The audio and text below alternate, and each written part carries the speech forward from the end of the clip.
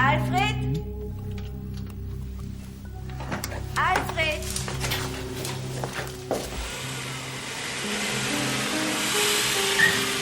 Danke fürs Nachhausebringen. War mir wie immer ein Vergnügen.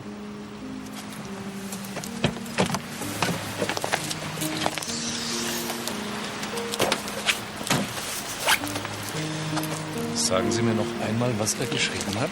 Ich war jetzt schnurstracks in den Verlag und fax Ihnen die Kritik gleich durch.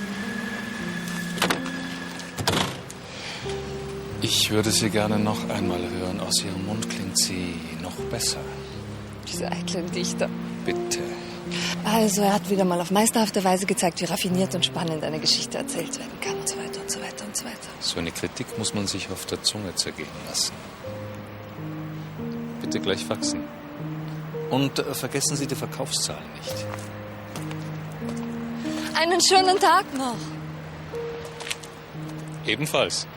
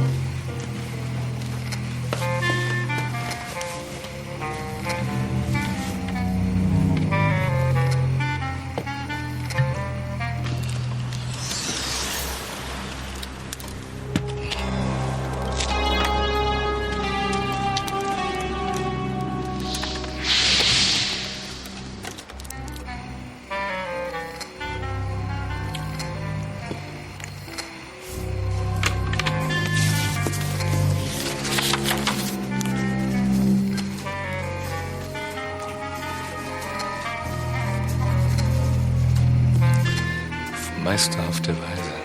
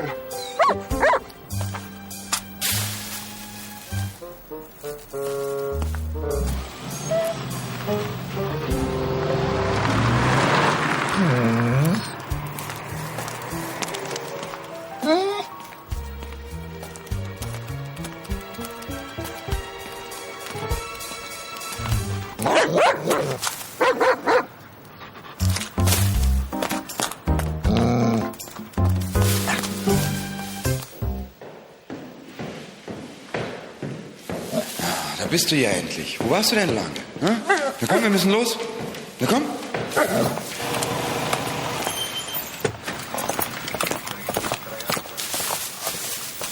Ach, Rex. Hm? Eine hättest du mal übrig lassen können. Hm? Eine wenigstens.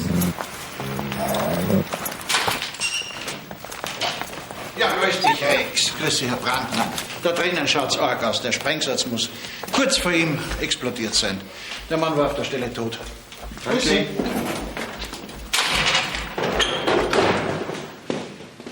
Servus. Der Tote heißt Jochen Horn und war ein bekannter Krimi-Autor. Und, weißt du schon, wie es passiert ist? Ja, man hat ein Rotorblatt von einem Hubschrauber gefunden. Was? Von einem Modellhubschrauber.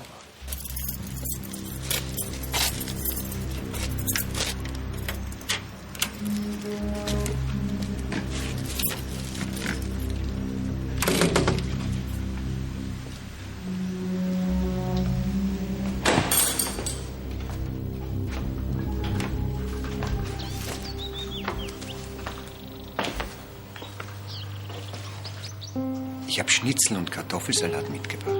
Ist dir das recht? Natürlich. Und? Wie geht's dir heute? Unverändert. Ich kümmere mich um den Salat. Nein. Ich mach das. Du musst dich schonen. Nein, lass mich nur. Ich komme mir eh so unnütz vor. Wenn ich schon nicht mehr kochen kann, dann will ich wenigstens durch kleine Handgriffe beweisen, dass ich noch am Leben bin. Bald werde ich auch das nicht mehr können. Unsinn. Weißt du was, mein Schatz? Heute nach dem Essen unternehmen wir zwei was.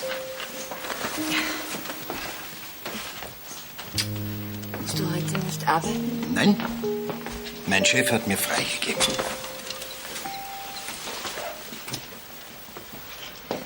Der ist heute gekommen. Ja, das ist sicher die Einladung zur Geburtstagsfeier vom Chef. Wieso schicken die den Brief eingeschrieben? Keine Ahnung. Sicher ein Irrtum von der Sekretärin. Schicken die Einladungen eingeschrieben. Was das kostet.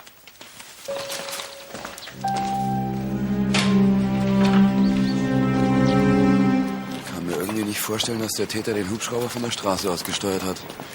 Wäre doch ein bisschen auffällig bei dem Lärm, den die Dinger machen.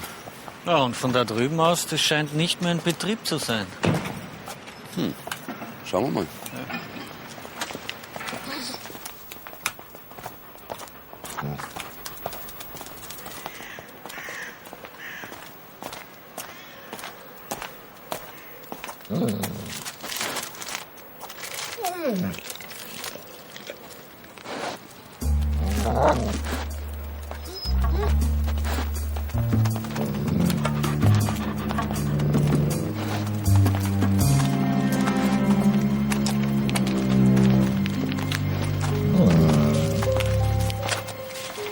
So zeigt er doch Sprengstoff an.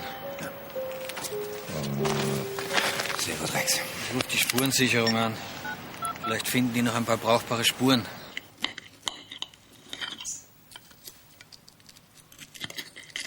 Weißt du, wir sollten in den Süden ziehen. Ja. Wäre auch besser für deine Gesundheit. Was nicht geht, geht nicht. Hauptsache, du bist in meiner Nähe. Dein Buch wird ein Erfolg. Das weiß ich. Das ist der einzige Wunsch, den ich noch habe. Es wird ein Erfolg. Das weiß ich.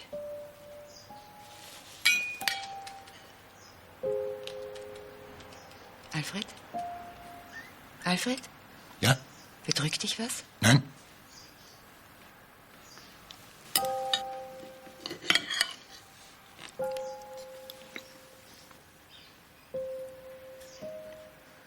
Ja, also laut Labor ist es ein handelsüblicher Sprengstoff, wie er in Schottergruben und Steinbrüchen verwendet wird.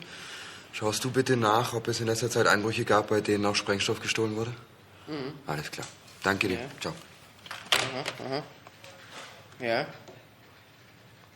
Und seit wann ist das Modell auf dem Markt? Verstehe. Haben Sie vielen Dank. Also, dieser Modellhubschrauber ist seit 2 Jahren zu kaufen. Er ist relativ preisgünstig und lässt sich sehr leicht steuern. Ja, dann werden leider jede Menge davon in Umlauf sein. Vermute ich auch. Danke, Herr. Wurstzimmer frontal.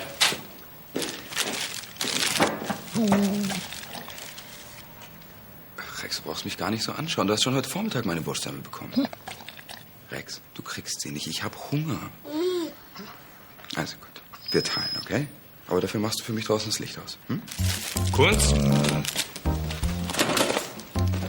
Du arbeitest mit unerlaubten Mitteln. Ja, weil sonst fliegt die Wurstsemmel wieder durchs offene Fenster. Oder landet im Café. Kaffee.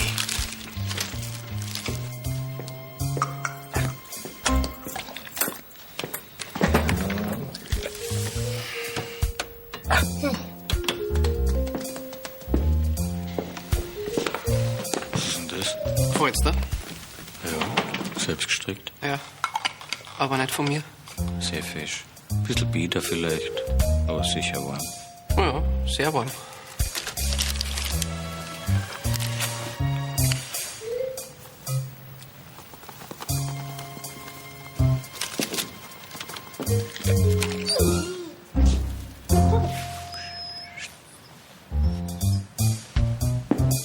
Kennst du schon die Bauweise des Sprengkörpers? Ja, eigentlich eine simple Konstruktion. Der Sprengsatz ist nicht durch Fernzündung aktiviert worden, sondern durch so einen Kontaktzünder, wie er bei Landminen verwendet wird. Das heißt, die Bombe geht hoch, wenn sie mit einem Gegenstand in Berührung kommt. So ist es.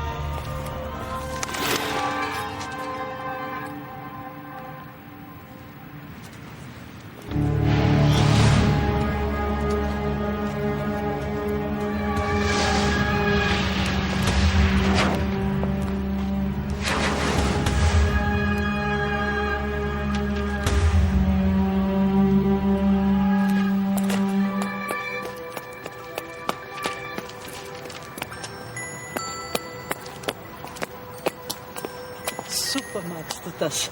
Kannst du mir bitte die Erklärung nehmen? Natürlich, komm her, ist dir zu heiß, gell? Danke, Uli. Bitte.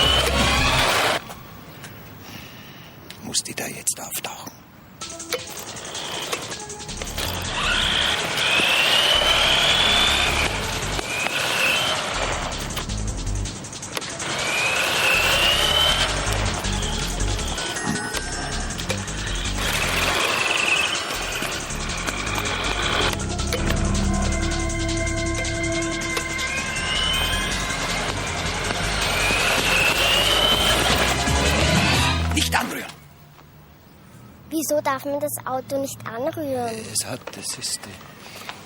Es ist irgendwie kaputt, weißt du. Du könntest dir wehtun. Das glaube ich nicht. Doch.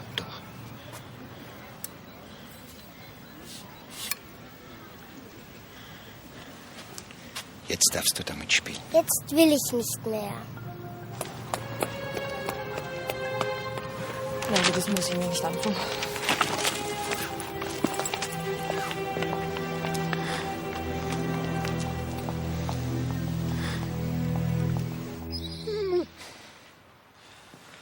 Das ist sein letzter Roman.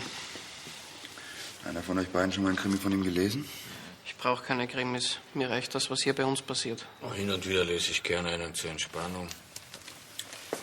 Bitte schön. Gut, Fritz, rufst du bei den Modellflugschulen an? Sie sollen uns eine Liste faxen mit den Teilnehmern der letzten 2 Jahre. Vielleicht haben wir ja Glück und stoßen auf jemanden, der sich auch mit Sprengstoff auskennt. Und wir? Zweimal in den Verlag, ja? Aha.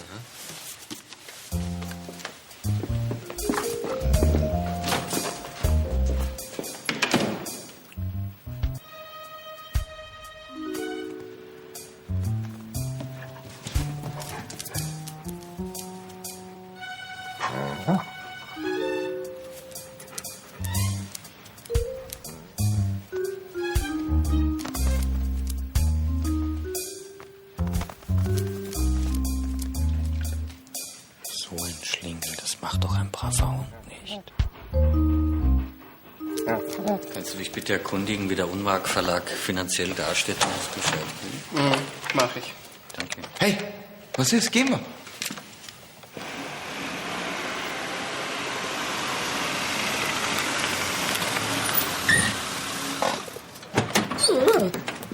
Alles klar. Okay. Danke dir, Fritz. Servus.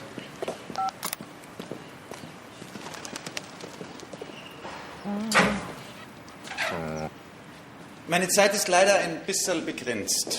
Wir sind nämlich gerade dabei, zum Andenken an einen großen Kriminalautoren eine Jubiläumsausgabe rauszubringen. Sie wollen also noch mal das große Geld machen mit dem Roman von Jochen Horn. Wie darf ich das verstehen, bitte? Naja, Ihr Verlag steht finanziell ziemlich schlecht da. Kommt Ihnen sein Tod auch sehr gelegen. Schauen Sie, Schuld an der ganzen Misere sind einzig und allein die Lizenzverträge. Würden die Leute mehr Bücher von heimischen Autoren lesen, dann gäbe es keine Krise. Herr Horn war gewissermaßen Ihr Zugpferd. Sie entschuldigen, ja? Und Marc? Yes. Ja, natürlich, bin gleich da. Danke. So, wo waren wir stehen geblieben? Zugpferd, ja. Natürlich, der Herr Horn war ein Zugpferd. Und ich hatte auch noch einige sehr interessante Projekte mit ihm vor. Aber was soll man machen? Sein Tod ist wirklich ein schrecklicher Verlust für uns. Ja, das kann ich mir vorstellen. Sagen Sie, gab es irgendwelche Differenzen zwischen Ihnen und Herrn Horn? Differenzen? Naja, er war natürlich ein etwas schwieriger Mensch, der Herr Horn. Aber Differenzen. Außerdem schauen Sie, wenn einer so lange im Geschäft ist wie ich, dann lernt man schon, wie man mit exzentrischen Autoren umgeht. Wie geht man mit exzentrischen Autoren um? Wie mit kleinen Kindern. Naja, man muss sie ständig loben und mit Streicheleinheiten überschütten und dann regelmäßig mal ein Geschenk und so. Sie wissen schon. So, meine Herren, ich habe jetzt einen dringenden Termin. Tja, wenn's dringend ist. Ja, wenn es dringend ist. Na, dann gehen wir. Dann gehen wir. Rex, lass das. Komm, gib die Mappe wieder her. Rex, lass mich weiterlesen. Rex, nur noch 10 Minuten. Na, geh mal eine Runde laufen. Also gut. Hast gewonnen. Gehen gleich laufen.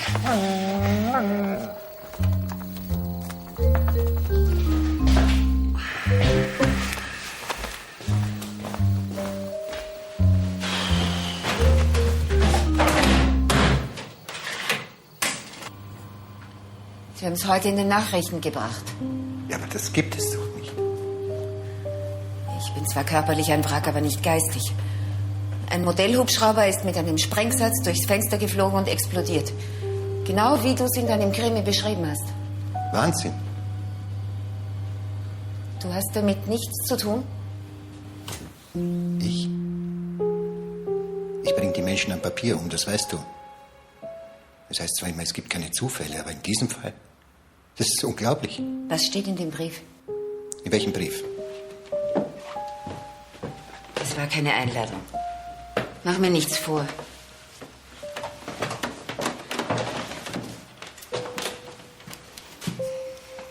Die Spedition sperrt zu. In 3 Monaten. In 3 Monaten? Seit wann weißt du das? Schon lange.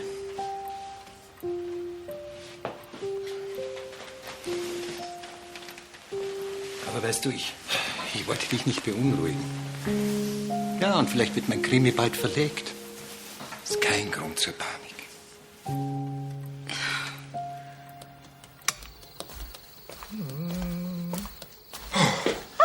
Okay.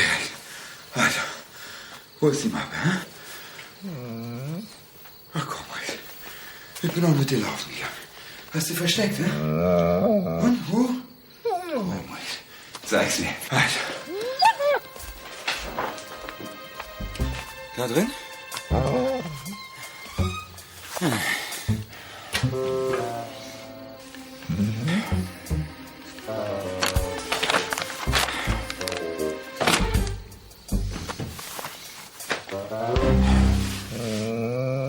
Rex, ich hab dir doch gesagt, niemals Buntes und Weißes zusammenwaschen, oder?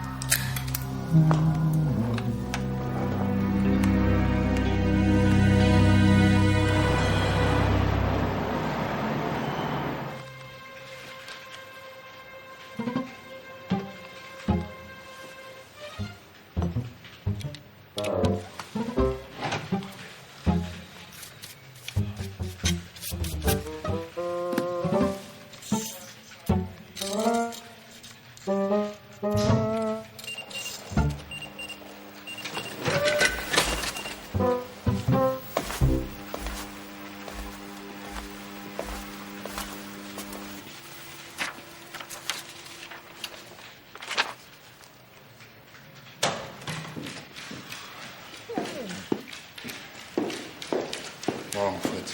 Morgen. Was hast du da? Das haben die Kollegen vom Einbruch gefaxt. Vor 2 Wochen wurde in ein Magazin einer Schottergrube eingebrochen. Einige Dynamitstangen und solche Sprengkapseln sind verschwunden. Irgendeine brauchbare Spur? Na. War der Christian schon da? Danke, Herren. Gibt's was Neues? Ja. Die Spurensicherung hat in dem verwüsteten Zimmer von Herrn Horn persönliche Briefe gefunden. Er hat mit einem anderen Verlag verhandelt. Das schon her.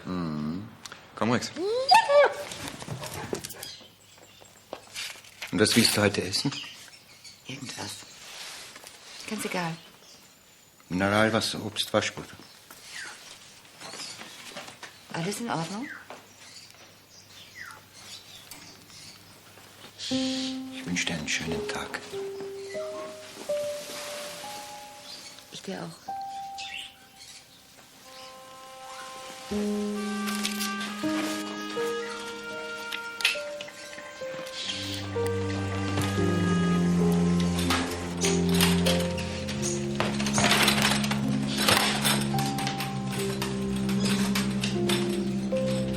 Was machst du denn mit dem Rollstuhl? Das linke Rad eiert. Ich habe versucht, die Speichen anzuziehen. Ich schaffe es nicht. Das soll sich unser Techniker in der Firma anschauen. Haben Sie gewusst, dass Herr Horn mit einem anderen Verlag verhandelt hat? Anderer Verlag? Nein, das glaube ich nicht. Ja.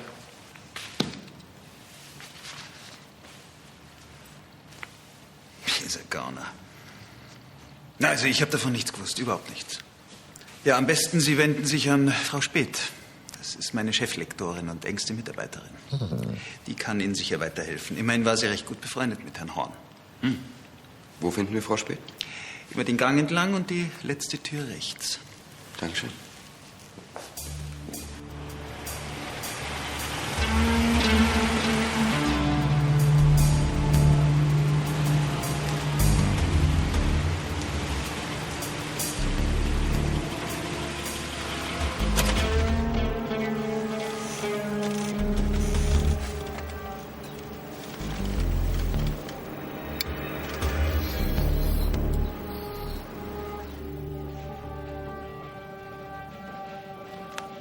Er hat mir letzte Woche beim Tennisspielen was angedeutet, aber ich habe gedacht, er macht einen Scherz.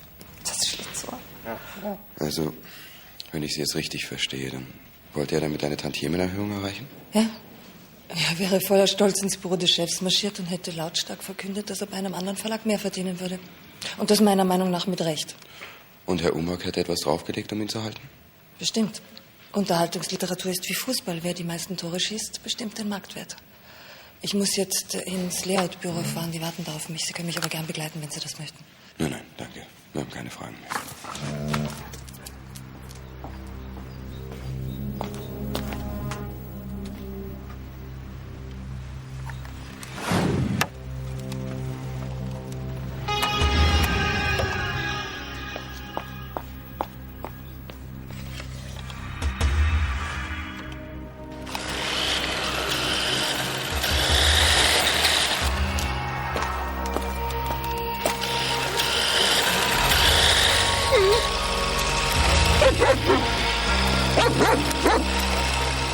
Die spät.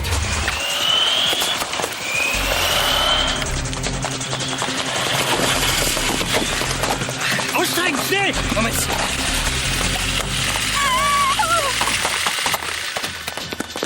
Christian, ruf dir den Schärfungsdienst. Pass auf, dass niemand das Haus verlässt. Ich sichere den Eingang.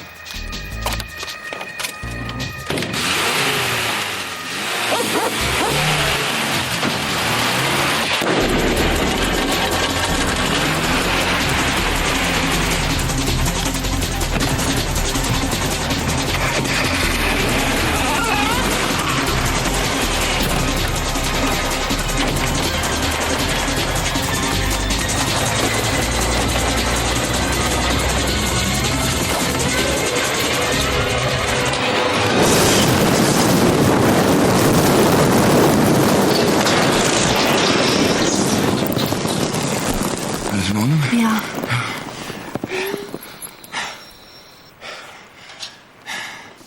Horst Bauer, geboren am 26.02.52.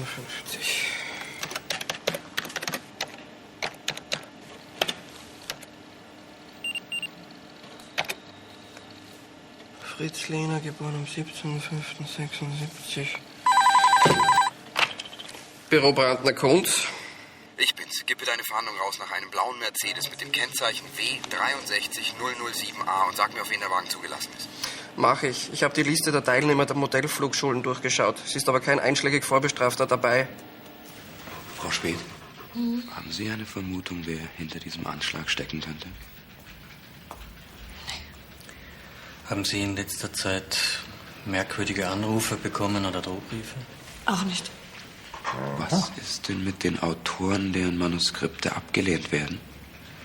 Von denen kann ich mir schon einiges anhören. Es kommt sogar vor, dass mich einer am Telefon beschimpft, weil natürlich jeder meint, dass sein Manuskript was Besonderes ist. Viele meinen, sie seien zum Schriftsteller auserkoren, nur weil sie in der Schule ein paar gute Aufsätze geschrieben haben oder so.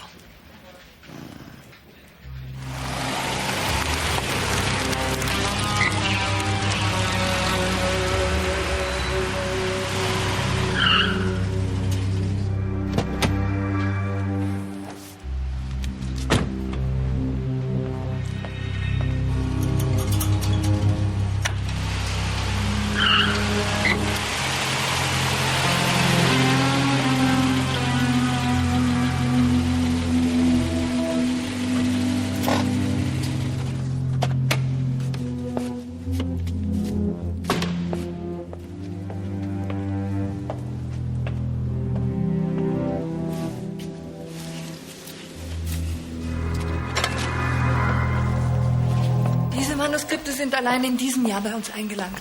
So schätzungsweise 70-80% werden völlig unaufgefordert an uns geschickt.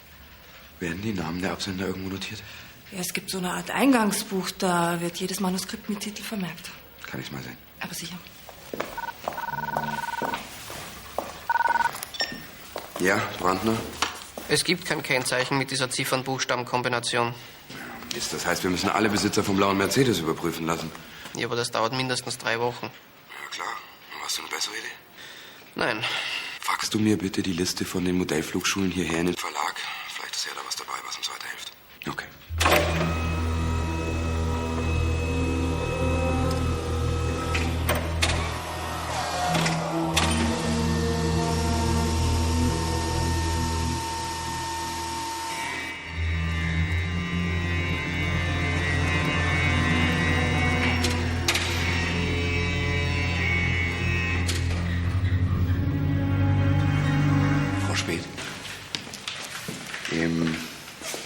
Februar hat Ihnen ein gewisser Alfred Nordeck ein Manuskript geschickt. Können Sie sich daran erinnern?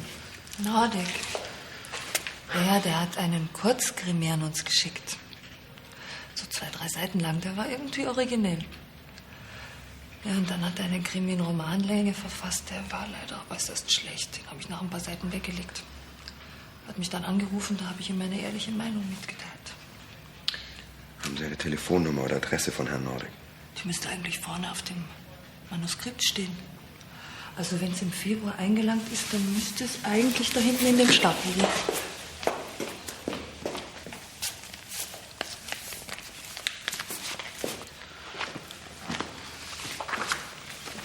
Ja, und der ist auch schon.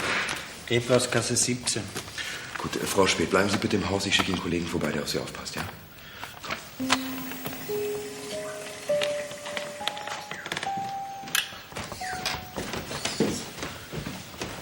Guten Tag, Kriminalpolizei. Mein Name ist Brandner. Das ist mein Kollege Böck. Wir suchen einen Herrn Alfred Nordeck. Polizei? Wovon handelt der Roman?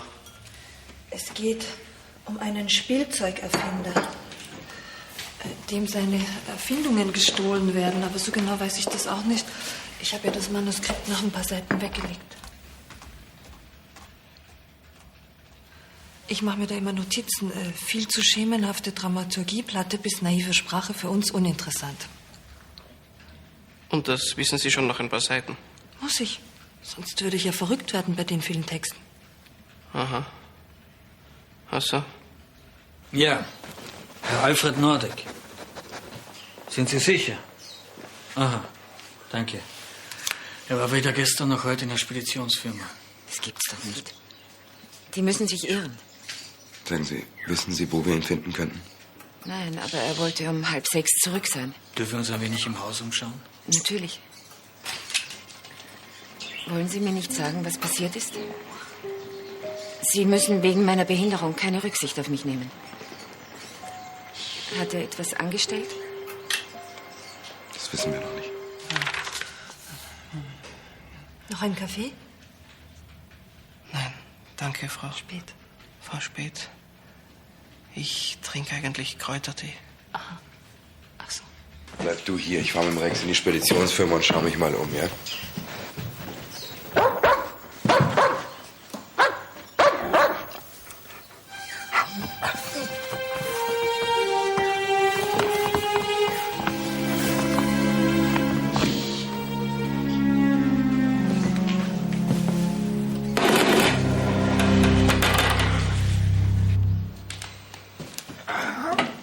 Soll ich dir die Taschenlampe aus dem Auto holen? Nicht nötig.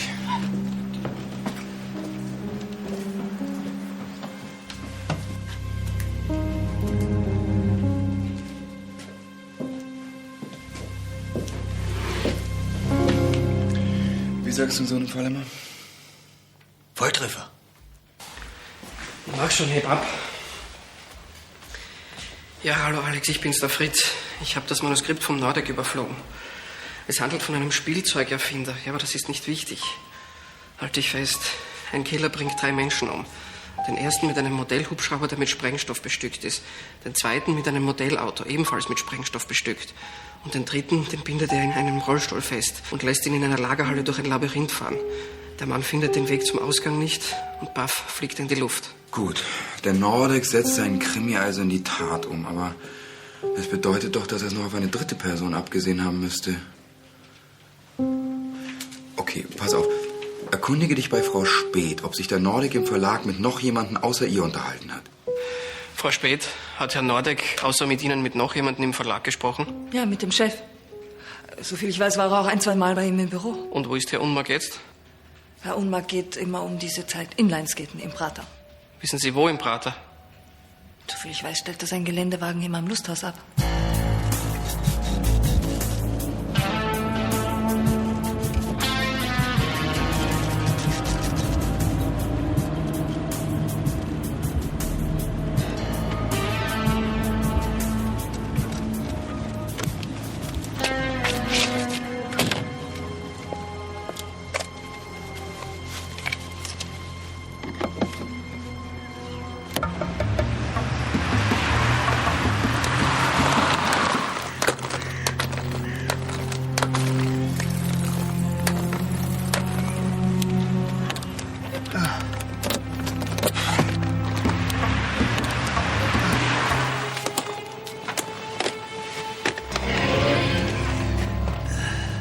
Ja, bitte? Erinnern Sie sich an mich? Nein. Ja, aber ich habe leider ein schlechtes Namensgedächtnis. Ich hätte großes Talent, haben Sie gemeint. Und Sie würden mich groß rausbringen. Ach ja, richtig. Sie sind der Herr Norbach oder Nordeck. Ja? Sie haben einen Krimi geschrieben, stimmt's? Den Sie angeblich für so großartig gehalten haben. Ja, habe ich auch. Dann wüssten Sie, wer Horn umgebracht hat. Sie haben keine Zeile gelesen. Sie haben mich angelogen, mich lächerlich gemacht. Sie haben mir falsche Hoffnungen vorgegaukelt. Herr Nordeck, was wollen Sie von mir? Sie werden jetzt genau das tun, was ich Ihnen sage. Wenn nicht, fliegen Sie in die Luft. Ein Blödsinn. Ach ja? Schauen Sie doch einmal unter Ihren Sitz.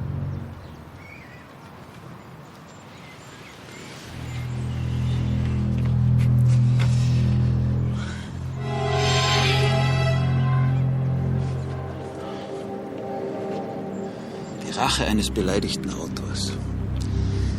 Naja, kann ich verstehen. Vielleicht habe ich Ihnen wirklich zu große Hoffnungen gemacht.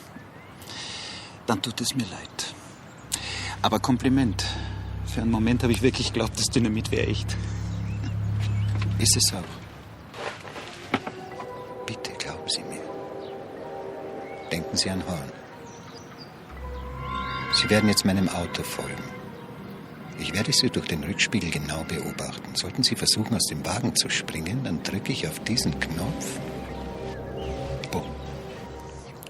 Aber das können Sie doch nicht tun. Wollen Sie es auf einen Versuch ankommen lassen?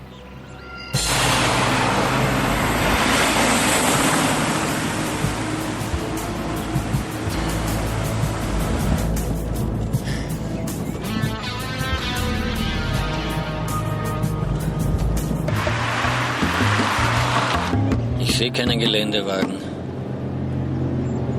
Der Unmark ist ein erfolgreicher Verleger und hat nicht einmal ein Handy. Wer weiß, ob der überhaupt beim Inlineskaten ist.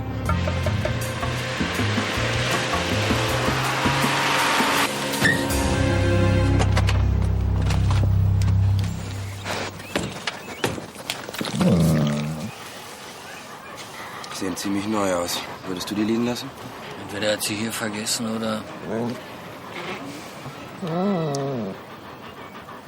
Das Labyrinth. Sie hat gesagt, der dritte Mord findet in einem Labyrinth statt, das in einer Lagerhalle aufgebaut ist. Und Speditionsfirmen? Haben eine Menge Lagerhallen gehabt.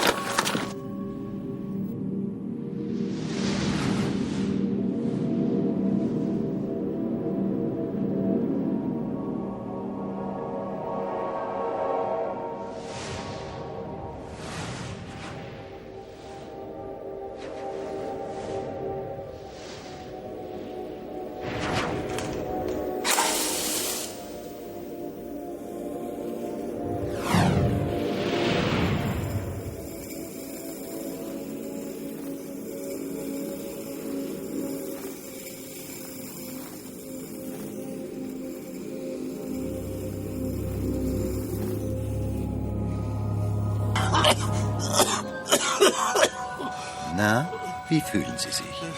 Meine Frau sitzt seit 3 Jahren im Rollstuhl. Hören Sie, ich hab's Ihnen doch schon erklärt. Wir mussten unser Konzept ändern. Ihr Krimi passt einfach nicht zu unserem neuen Programm. Ach was, lügen Sie nicht. Sie haben keine Zeile gelesen, das hat mir Horn erzählt. Sie haben sich über mich lustig gemacht. Warum haben Sie Horn umgebracht? Ich habe ihm meinen Krimi zu lesen gegeben. Und er in seiner arroganten Art hat darüber gelästert, darüber gelacht. Ja.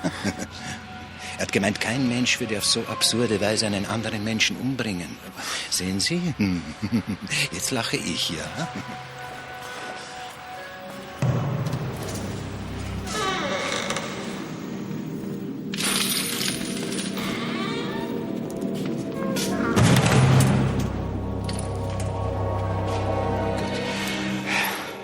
Was haben Sie vor?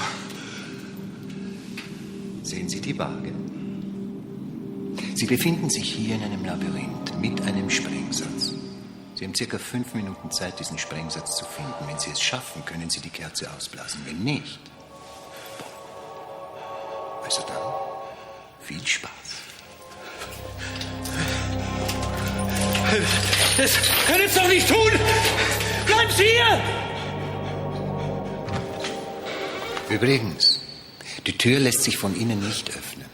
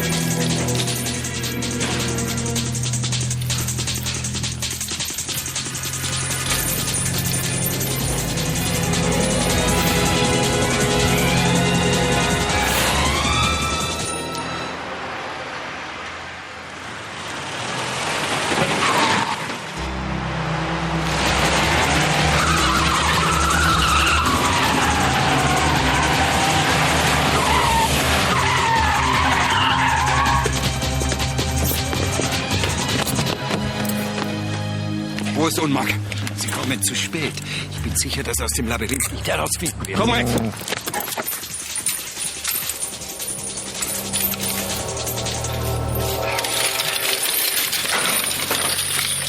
Herr Unmark!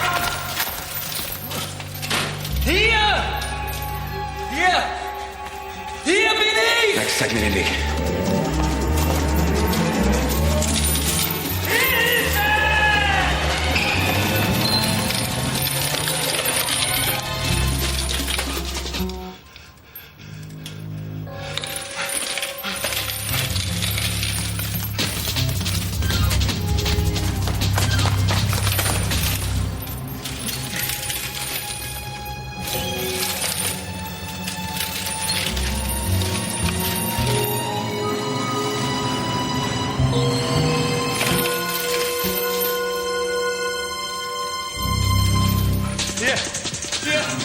Hier! Spieg los! Auf ganz schnell! Weiter weg! Sie sind ja wahnsinnig dran, ne?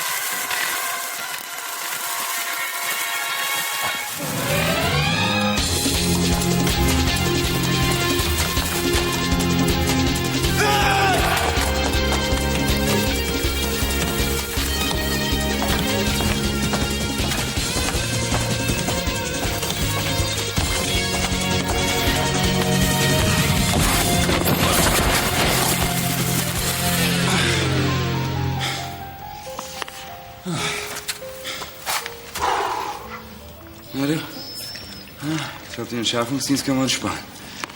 Ja, ich denke auch.